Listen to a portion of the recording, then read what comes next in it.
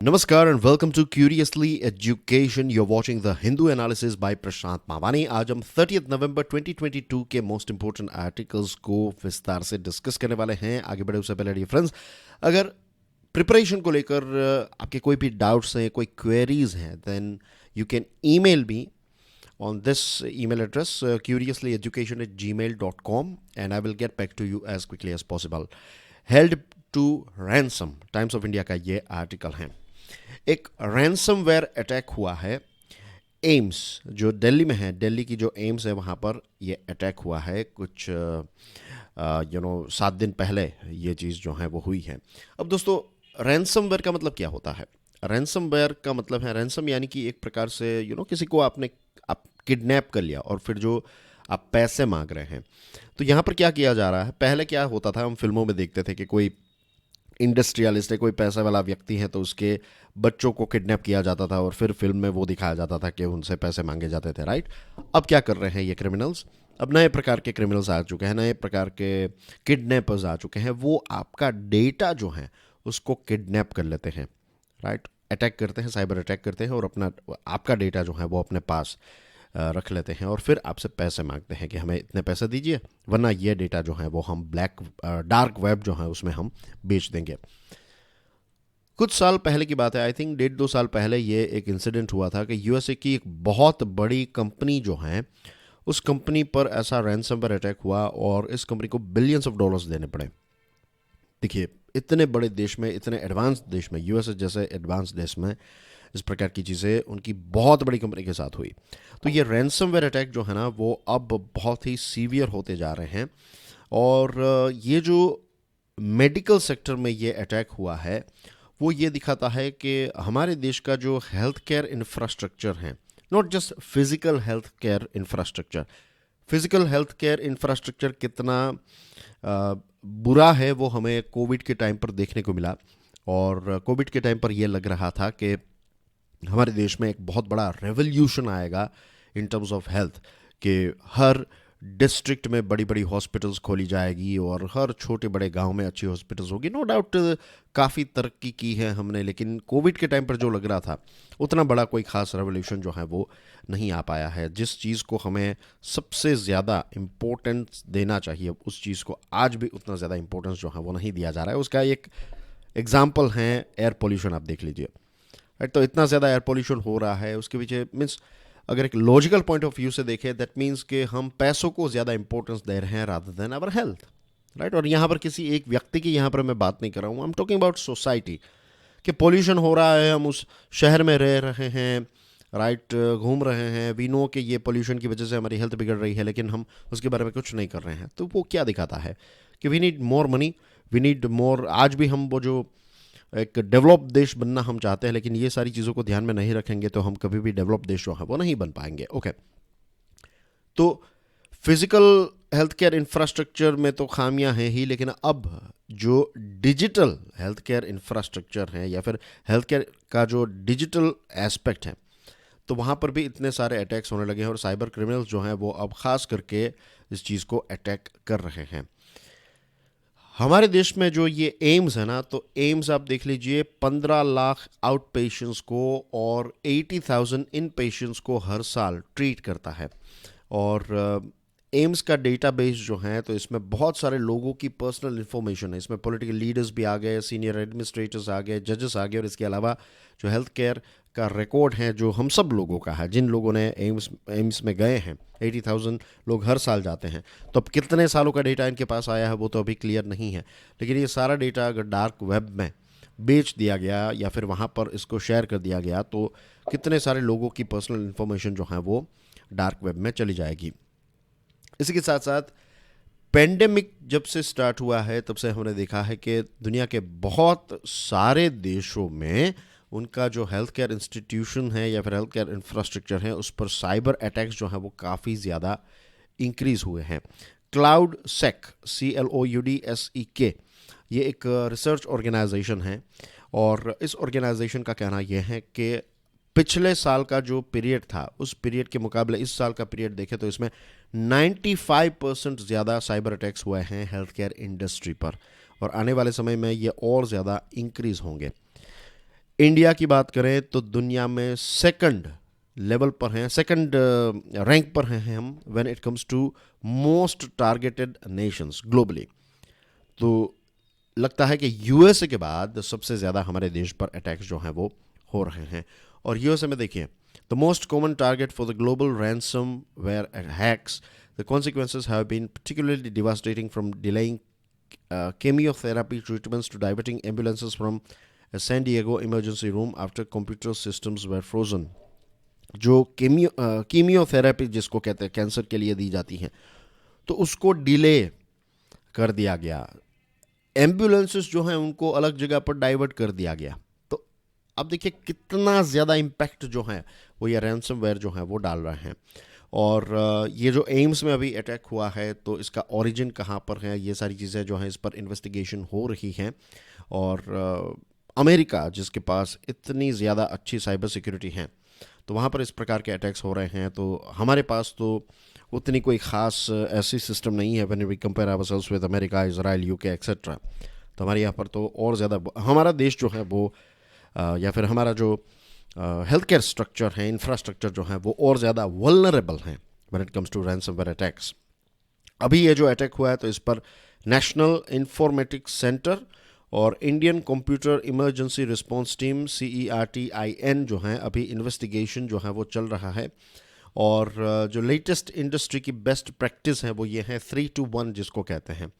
3 to 1 का मतलब ये होता है कि 3 का मतलब है कि एक डेटा जो है तो आप इसकी 3 कॉपीज़ रखिए, राइट, और 2 डिफरेंट फॉर्मेट्स में आप इसको रखिए। और एक जो है दैट इज़ के एक आप ऑफलाइन रखिए, कि ऑफलाइन रिकॉर्ड रखिए और ऑनलाइन रिकॉर्ड रखिए। तो ये अभी बेस्ट प्रैक्टिस जो है वो एडवोकेट की जा रही है कि हमें इस चीज़ को फॉलो करना चाहिए। और द मेन थिंग इज़ कि हमें हमारी हॉस्पिटल्स को प्रोटेक्ट करना होगा from this cyber criminals. Moving on to the next topic, to pick judges go back to the Constitution's idea। Times of India का एक बहुत ही इंपॉर्टेंट इंटरेस्टिंग आर्टिकल है। किरण रिजिजू साहब जो हैं उन्होंने कुछ दिनों पहले, जो किरण रिजिजू जो हैं वो हमारे लॉ मिनिस्टर हैं, तो उन्होंने क्या कहा, उन्होंने ये जो कॉलेजियम सिस्टम है तो उसकी निंदा की है। अब सुप्रीम कोर्ट जो है वो इस निंदा का विरोध कर रही है। और अगर हम ये देखें पूरा जो हमें सेंटर वर्सेस जुडिशरी वाला जो माहौल हमें देखने को मिला है, तो इसकी शुरुआत बहुत पहले से हो गई थी। फिर NJAC आया और NJAC को सुप्रीम कोर्ट ने रिजेक्ट कर दिया। और उसके बाद ये सुप्रीम कोर्ट या फिर जुडिशरी वर्सेस गवर्नमेंट या फिर जुडिशरी वर्सेस एग्जीक्यूटिव जो है ये सिचुएशन और ज़्यादा सीवियर हो गई। 1949 में जब हमारा कॉन्स्टिट्यूशन जो है वो तैयार हो गया था इनफैक्ट, और जब इसको जब इस पर डिस्कशन हो रही थी कॉन्स्टिट्यूएंट असेंबली में, तो काफ़ी फियर्स डिबेट हुई कि जुडिशरी के इंडिपेंडेंस को हमें मेंटेन करना है और मेक श्योर करना है कि सरकार या फिर एग्जीक्यूटिव जो हैं वो ऐसा ना करे कि जजेस को वो अपॉइंट करे, या फिर जजेस को अपॉइंट करने का पावर जो है अगर इनके पास रहेगा, एग्जीक्यूटिव्स के पास रहेगा, तो वो जैसे चाहे वैसे जुडिशरी का कोई इंपॉर्टेंस नहीं रहेगा। जो 3 पिलर्स हैं, जुडिशरी, लेजिस्लेचर एंड एग्जीक्यूटिव, तो अगर एग्जीक्यूटिव जो है वो जुडिशरी को, let's say this is J, this is L and this is E, right, JLE, तो अगर एग्जीक्यूटिव्स जुडिशरी को डिक्टेट करेंगे तो फिर जुडिशरी इंडिपेंडेंस नहीं रह जाएगी, तो फिर वो एक ही पिलर बचेगा। या फिर एग्जीक्यूटिव जो है वो जुडिशरी को भी अपने अंदर ले लेंगे, लेट्स से, तो फिर हमारे देश के 2 पिलर्स ही रहेंगे, लेजिस्लेचर एंड एग्जीक्यूटिव। तो वो हेल्थी नहीं है, चेक एंड बैलेंस जो है उसका कंप्लीटली डिस्ट्रक्शन हो जाएगा। लेकिन फिर भी एग्जीक्यूटिव्स जो हैं उनको ऐड किया गया। ऐसे नहीं कि एग्जीक्यूटिव सारी चीज़ें डिसाइड करेंगे, लेकिन एग्जीक्यूटिव्स जो हैं यानी कि प्रेसिडेंट, और प्रेसिडेंट हम जानते हैं कि जो प्राइम मिनिस्टर एडवाइस करते हैं, प्राइम मिनिस्टर जो कहते हैं council of ministers headed by prime minister, तो अल्टीमेटली प्राइम मिनिस्टर, तो प्राइम मिनिस्टर जो कहते हैं वो चीज़ प्रेसिडेंट को फॉलो करनी पड़ती है, राइट। ऐसा नहीं है कि उसमें कोई एक्सक्यूजेस आएगी या फिर कोई विरोध होगा, नहीं, जो PM कहेंगे वही, क्योंकि डी फैक्टो रियल पावर्स जो है वो प्राइम मिनिस्टर के पास हैं, तो प्रेसिडेंट को वो चीज़ें जो है वो फॉलो करनी पड़ेगी। लेकिन प्रेसिडेंट ऐसे ही किसी को नहीं बनाया जाता, बहुत ही एक मैच्योर व्यक्ति, एक्सपीरियंस्ड व्यक्ति जो होते हैं उनको ही प्रेसिडेंट बनाया जाता है। तो जैसे हमारा देश मैच्योर हुआ, वैसे ही जैसे जैसे नए नए प्रेसिडेंट्स आते गए तो चीज़ें जो हैं वो और ज़्यादा मैच्योरिटी की तरफ, एज एन इंस्टीट्यूशन प्रेसिडेंट की ऑफिस या फिर प्रेसिडेंट की जो पोस्ट है वो भी और ज़्यादा मैच्योर हुई है। तो प्रेसिडेंट जो हैं उनके पास जब लिस्ट जाता था तो वो चीज़ों को अच्छी तरीके से देखते थे, और फिर अगर कोई इश्यू था तो वो फिर जुडिशियरी को बताते थे, और फिर जुडिशियरी जो है वो फाइनल लिस्ट भेजती थी। ये सारी चीज़ें जो हैं वो लगभग 43 ईयर्स तक चल रही थी। देश आज़ाद हुआ उसके बाद 43 ईयर्स तक ये सारी चीज़ें चली। फिर क्या हुआ कि सेकंड जजेस केस आया। एक फर्स्ट जजेस केस है, फिर सेकंड जजेस केस है। तो सेकंड जजेस केस जो है 1993 का। तो इसमें क्या हुआ, इसमें कॉलेजियम सिस्टम जो है इसका जन्म हुआ। अब कॉलेजियम मैंने कई बार आपको एक्सप्लेन किया है। वे स्टूडेंट्स जो आज पहली बार इस वीडियो को देख रहे हैं, मैं क्विकली आपको बता दूं। कॉलेजियम जो है इसमें 5 जजेस होते हैं। तो इसमें चीफ जस्टिस ऑफ इंडिया होते हैं और 4 सुप्रीम कोर्ट के सीनियर मोस्ट जजेस होते हैं। तो ये हो गए 5 जजेस। ये जजेस जो हैं वो डिसाइड करेंगे कि सुप्रीम कोर्ट के जज कौन बनेंगे, हाई कोर्ट के जजेस जो हैं उनका ट्रांसफ़र यहाँ वहाँ कहाँ पर होगा। ये सारी चीज़ें जो हैं वो ये कॉलेजियम सिस्टम जो है वो डिसाइड करता है। अब इसमें क्या हुआ कि जो कॉलेजियम है उसने धीरे धीरे करके पावर्स जो है वो अपने पास ले लिए, कि कह दिया कि जो अगर आपको लिस्ट भेजा जाए और ये लिस्ट से आप खुश नहीं हैं और वापस आप भेजेंगे कॉलेजियम के पास, और फिर कॉलेजियम अगर आपको फिर से लिस्ट भेजे तो फिर उसको अप्रूव ही करना है प्रेसिडेंट को। तो धीरे धीरे करके कॉलेजियम ने क्या किया या फिर जुडिशरी ने क्या किया, पावर्स जो है वो डायरेक्टली अपने पास रख दिए। और सुप्रीम कोर्ट का ये मानना है कि अगर एग्जीक्यूटिव्स को इसका पार्ट बनाया जाए तो फिर जुडिशरी की इंडिपेंडेंस जो है वो चली जाएगी। लेकिन कंप्लीटली एग्जीक्यूटिव्स को बाहर निकाल देना जुडिशियल अपॉइंटमेंट से, तो ये कॉन्स्टिट्यूशन में जो चीज़ें लिखी गई हैं उसके विरोध में जा रही है, उसके कॉन्ट्ररी है। The word consultation would mean concurrence, declared Supreme Court and added more complication to the problematic system. Supreme court ने क्या कहा कि कंसल्टेशन जो शब्द है ना उसका मतलब होता है कॉन्करेंस, कि जब कॉलेजियम प्रेसिडेंट को किसी चीज़ का कंसल्टेशन के लिए कोई चीज़ भेज रहा है तो कॉलेजियम कंसल्ट नहीं कर रहा है। कॉलेजियम ऐसा पूछ नहीं रहा है कि ये नाम बराबर है या नहीं। कॉलेजियम कह रहा है कि यही नाम जो है वो बराबर है। समझे आप? तो ये चीज़ हो गई, तो चीज़ें जो है ये और ज़्यादा प्रॉब्लमेटिक हो गई। अब देखिए जजेस जो हैं वो भी इंसान हैं, और ऐसा नहीं है कि जजेस से कोई गलती नहीं होती या फिर सुप्रीम कोर्ट से कोई गलती हुई ही नहीं है। गलती हर इंस्टीट्यूशन से होती है, हर देश से होती है, हर व्यक्ति से होती है। लेकिन जब हम उस गलती को एक्नॉलेज ही नहीं करते, जब हम ये मानने के लिए तैयार ही नहीं है कि मुझसे गलती ही नहीं हुई है, जब ऐसा एटीट्यूड हो जाएगा किसी इंस्टीट्यूशन का, किसी देश का, किसी सरकार का, किसी व्यक्ति का, किसी ऑर्गेनाइजेशन का, किसी परिवार का, किसी समाज का, तो फिर तरक्की जो है वो नहीं होगी। और यहाँ पर जब हम तरक्की की बात कर रहे हैं तो ऐसे देश या फिर समाज या फिर उस बिजनेस या फिर उस व्यक्ति की तरक्की जो है, उसका ग्रोथ जो है वो नहीं हो सकता, क्योंकि अब आप अपनी भूल जो है, अपनी जो मिस्टेक है उसको स्वीकारने के लिए तैयार ही नहीं है। फिर आया फोर्थ जजेस केस 2015 का। तो इसमें क्या हुआ कि जो 99th constitutional amendment national judicial appointments commission इसको इंट्रोड्यूस किया गया, तो सुप्रीम कोर्ट ने इसको रिजेक्ट कर दिया। राइट, तो ये चीज़ हुई। और जैसे मैंने आपको बताया तब से जुडिशरी और सरकार के बीच में जो है वो तू में जो है वो काफ़ी बढ़ चुकी है। लेकिन इस सारी चीज़ों की इम्पैक्ट किस पर आ रही है? हम पर आ रही है। कितने सारे करोड़ों केसेस जो हैं वो जुडिशरी में पेंडिंग हैं। लाखों लोग जो हैं वो अंडर ट्रायल्स के तौर पर कितने सालों से अंदर बंद हैं। और बहुत सारे गुंडे जो हैं वो दादागिरी इसलिए कर रहे हैं क्योंकि उनको पता है कि अगर केस भी हो जाएगा तो प्रूव होना जो है वो नियरली इम्पॉसिबल है।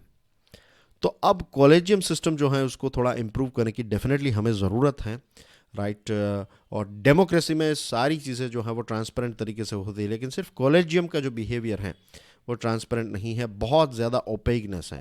ओपेकनेस यानी कि कैसे ये 5 जजेस मिलकर नाम डिसाइड करते हैं, कौन सा क्राइटेरिया देखा जाता है, ये सारी चीज़ों के बारे में कोई भी डिटेल्स जो हैं वो सुप्रीम कोर्ट रिलीज़ नहीं करती है, या फिर ये कॉलेजियम जो है वो रिलीज़ नहीं करती है।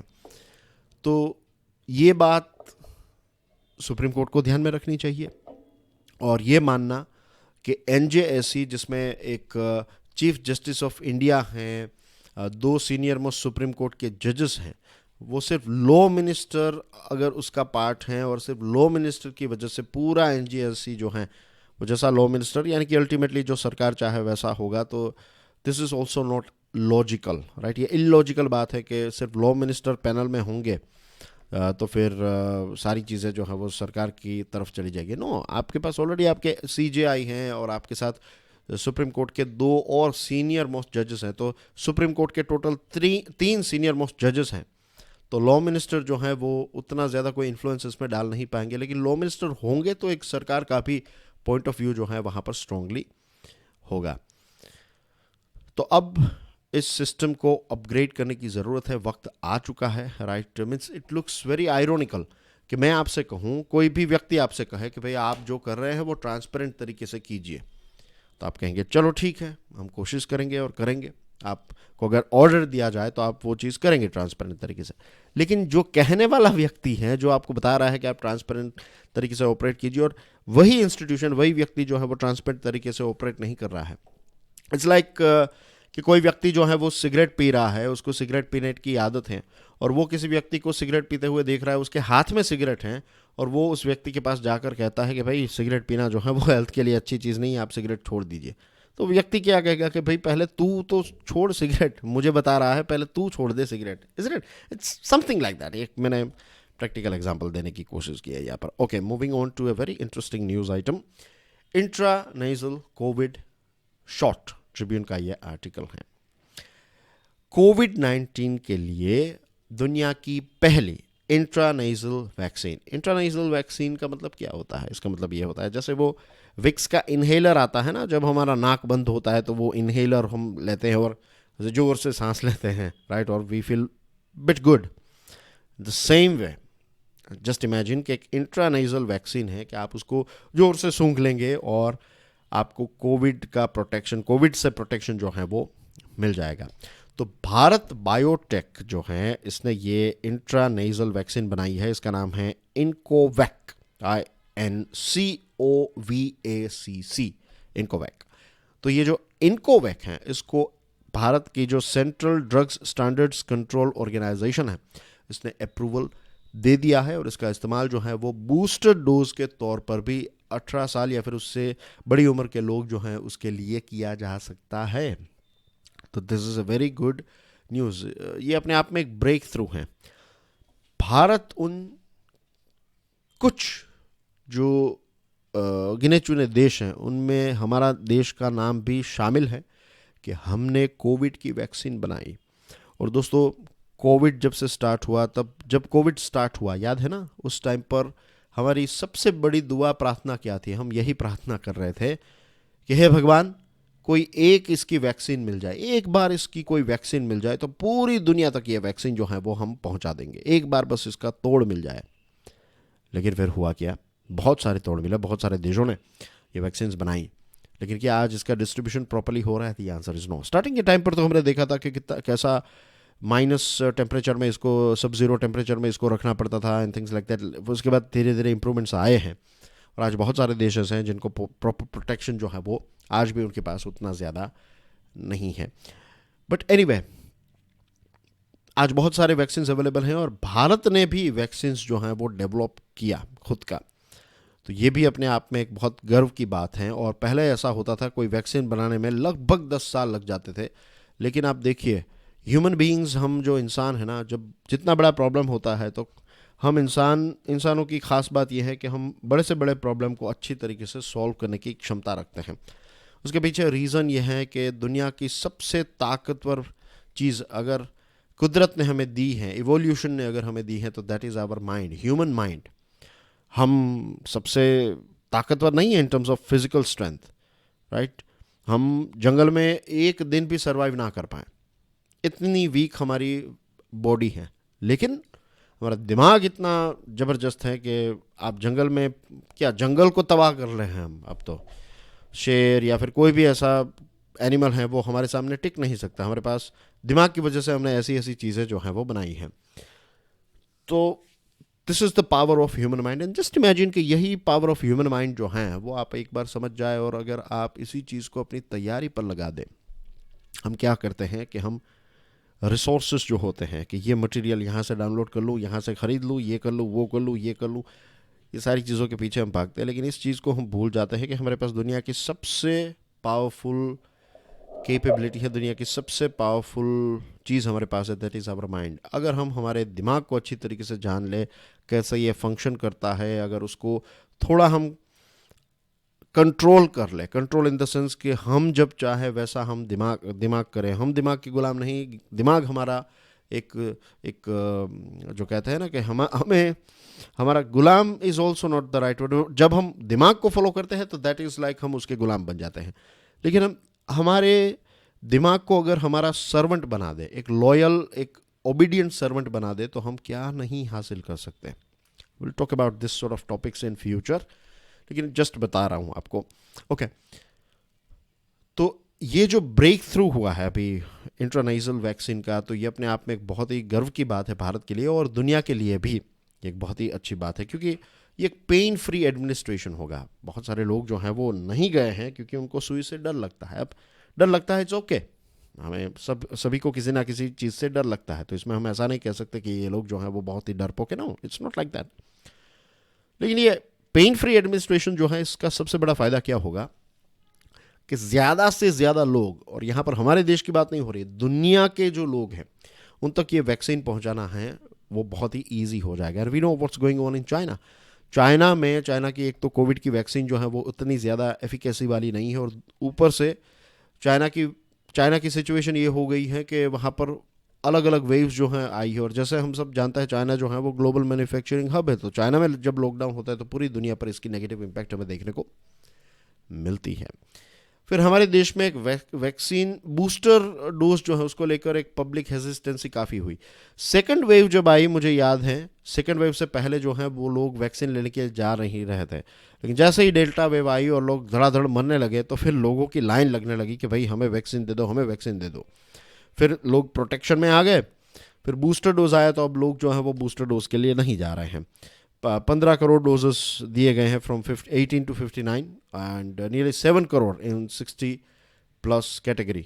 तो जितने फर्स्ट और सेकंड डोज गए, प्राइमरी डोजेस जिनको कहते हैं, तो उसके मुकाबले बूस्टर डोज जो है वो काफ़ी कम रहे हैं। लेकिन अब ये इनकोवैक जो है वो let's say free of cost provide की जाए, सरकार अगर इसका खर्च उठाए, और उठाना चाहिए। मुझे लगता है ये गलती सरकार को बार बार रिपीट नहीं करनी चाहिए। बूस्टर डोज में यही हुआ था, 650 या फिर 600 रुपीज़ इसकी प्राइस रखी गई थी और बहुत सारे लोग जो हैं वो नहीं गए। बट अगर ये फ्रीली अवेलेबल होगी तो एक पूरा परिवार जो है ये इनकोवैक जो है वो ले लेगा और उसको बूस्टर डोज का जो प्रोटेक्शन है वो भी मिल जाएगा। And after that we can start supplying this Incovacc to various different parts of the world. अब बात करते हैं a spymaster who now has the Pakistan army's range. The Hindu का ये आर्टिकल है। रेंज का मतलब होता है जो लगाम। अब पाकिस्तान आर्मी की लगाम जो है एक नए स्पाई मास्टर के पास है। सैयद अजीम मुनीर, लेफ्टिनेंट जनरल सैयद अजीम मुनीर जो है वो पाकिस्तान के नए चीफ ऑफ आर्मी स्टाफ यानी कि COAS बन चुके हैं। जनरल खमार जावेद बाजवा जो है वो रिटायर हो गए हैं, और जनरल मुनीर जब ये कमान संभालेंगे तो बहुत सारे पॉलिटिकल मैस और इकोनॉमिक मैस से भी उनको गुजरना पड़ेगा। अभी पाकिस्तान पॉलिटिकली और इकोनॉमिकली काफ़ी अनस्टेबल हो चुका है, राइट। उनको ये विश्वास पैदा करना होगा, उनके देश में ये विश्वास पैदा करना होगा कि आर्मी जो है वो प्रॉपरली काम कर रही है, पॉलिटिकल स्टेबिलिटी, और इसी के साथ साथ उनको एक न्यूट्रलिटी भी डिस्प्ले करनी पड़ेगी कि पाकिस्तान की आर्मी जो है वो पॉलिटिक्स में दखल अंदाजी नहीं करेगी। उनके एक्सपीरियंस की बात करें तो उन्होंने जो नॉर्दर्न एरिया है, गिलगित बल्तिस्तान वाला जो रीजन है अभी वो पाकिस्तान के कंट्रोल में है, पाकिस्तान ऑक्यूपाइड वाला कश्मीर जो है, तो उसमें उन्होंने मिलिट्री इंटेलिजेंस और ISI के चीफ के तौर पर भी काम किया है। जब भारत ने पुलवामा सुसाइड अटैक हुआ कश्मीर में, तो उसका जो जवाब हमने दिया था फरवरी 2019 में, तो उस टाइम पर वो ISI के चीफ थे। और अब ये एक्सपेक्ट किया जा रहा है कि उनके आने से अब वो हार्ड लाइन पॉलिसी यानी कि एंटी इंडिया अप्रोच जो है वो स्टार्टिंग के टाइम पर डिस्प्ले करेंगे। पाकिस्तान के former prime minister Nawaz Sharif जो है उन्होंने जनरल बाजवा को ब्लेम किया था कि उन्होंने पूरा एक प्लॉट डिज़ाइन किया और उसकी वजह से नवाज शरीफ जो हैं उनको प्राइम मिनिस्टरशिप जो है वो छोड़नी पड़ी। फिर इमरान खान आए, इमरान खान को आर्मी ने ही इम्प्लांट किया था, और फिर बाद में पाकिस्तान की आर्मी ने ही इमरान खान को हटवा दिया। तो ये चीज़ें जो है वो पाकिस्तान में बार बार होती आई हैं, और आर्मी का काफ़ी ज़्यादा इंटरफियरेंस जो है वो वहाँ के पॉलिटिक्स में होता आया है। अब पॉलिटिकल स्टेबिलिटी जैसे मैंने आपको बताया मेंटेन करनी पड़ेगी। इसी के साथ साथ तारीख़ तालिबान पाकिस्तान जो ग्रुप है, जो खैबर पख्तूनवा प्रोविंस है उनका ट्राइबल अफेक्टेड एरिया है, ये not tribal affected, sorry, tribal area है जो टीटीपी अफेक्टेड है। टीटीपी एक प्रकार का ऑर्गेनाइजेशन है, right, called sort of terrorist organisation. तो उसके साथ एक बातचीत करनी पड़ेगी, मिलिट्री ऑपरेशंस लॉन्च करने पड़ेंगे। इसी के साथ स्वैट वैली और फेडरली एडमिनिस्ट्रेड ट्राइबल एरिया जो FATA कहते हैं, फाटा, तो फाटा में भी चीज़ों को कंट्रोल में रखना पड़ेगा।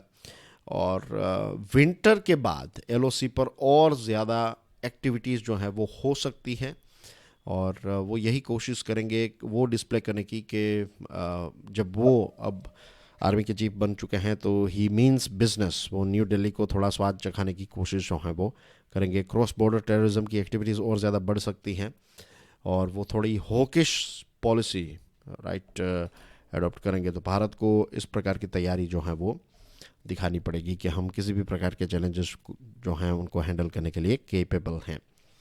And that's basically everything in today's discussion, dear friends. We proudly support Mission Life. Mission Life is about fighting climate change. और ये क्या कोई ऑर्गेनाइजेशन को ज्वाइन करके नहीं, हम अपने खुद के लेवल पर, अपने खुद के दम पर जो भी चीज़ हम कर सकते हैं, जैसे कि पानी का सदुपयोग करें, दुरुपयोग ना करें, ऐसी कोई भी चीज़ ना करें जिससे एयर पोल्यूशन और ज़्यादा बढ़े, या फिर वाटर पोल्यूशन, या फिर सॉइल पोल्यूशन बढ़े, राइट। इलेक्ट्रिसिटी का चीज़ों का इस्तेमाल नहीं कर रहे हैं तो मेक श्योर कि आप अपना जो फ़ैन हैं, या फिर लाइट्स हैं, या फिर एयर कंडीशन हैं, या फिर हीटर्स जो हैं, when you are not using, तो मेक श्योर कि आप उसको बंद कर दें। ऐसे छोटे छोटे स्टेप्स उठाने से we can stop climate change, right. तो दुनिया के सारे लोग मिलकर अगर ये चीज़ करेंगे तो एक बहुत बड़ा इम्पैक्ट जो है वो इसमें आ सकता है।